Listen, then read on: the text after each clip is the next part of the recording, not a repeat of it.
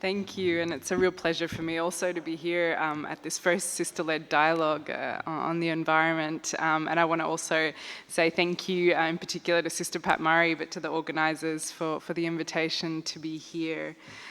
It was back in November, I think, on the eve of COP27 in Sharm el-Sheikh when we gathered here in this very same place to welcome the launch of the Sisters for the Environment statement, which really consolidated, I think, UISG's vision to channel the strength of women religious networks towards combating what is one of the most pressing challenges we face today. I was keen to be part of this dialogue, and I'm sorry I wasn't here this morning, but I had other commitments, both to be able to listen and learn from the experiences of religious sisters, but also to share some of my own reflections as we consider the value of integrating vulnerability in leadership and decision making. Perhaps the first question to tackle relates to our understanding of vulnerability and why it is emerging as such an important element in climate adaptation action. I want to borrow a phrase which seemed to reverberate strongly during the time of the COVID pandemic, and which in my view came to signify the importance of leaving no one behind in vaccine distribution efforts.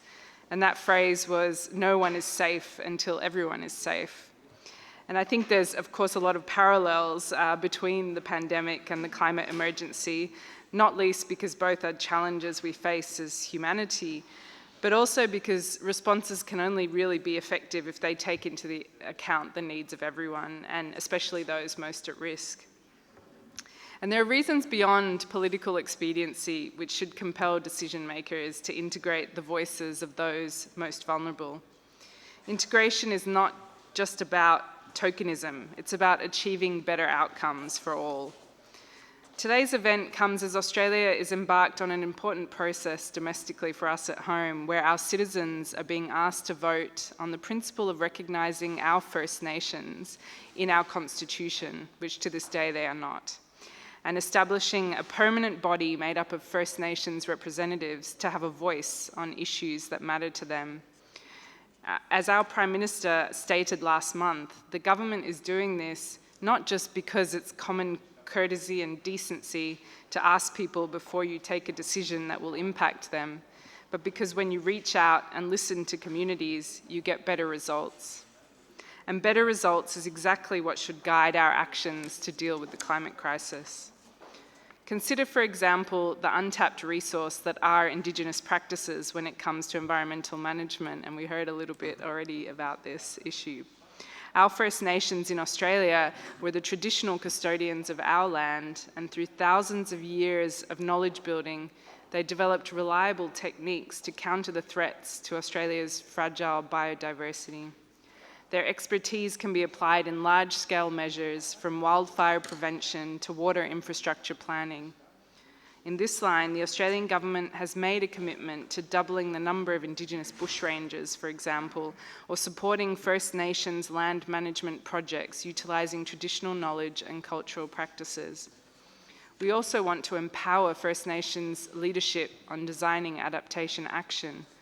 And in its latest budget, the Australian government allocated $16 million over 4 years to establish a Torres Strait Climate Centre of Excellence to enable First Nations-led action plans.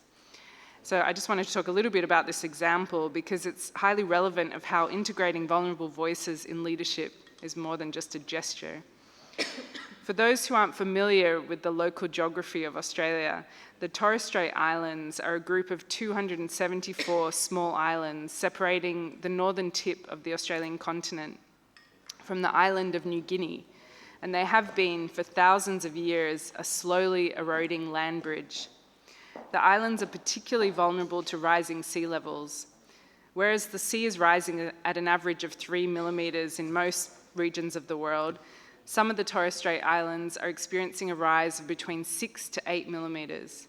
In other words, they're being inundated at almost 3 times the speed. Faced with such an existential threat, it's only logical that we integrate the say of those most vulnerable in drawing adaptation plans.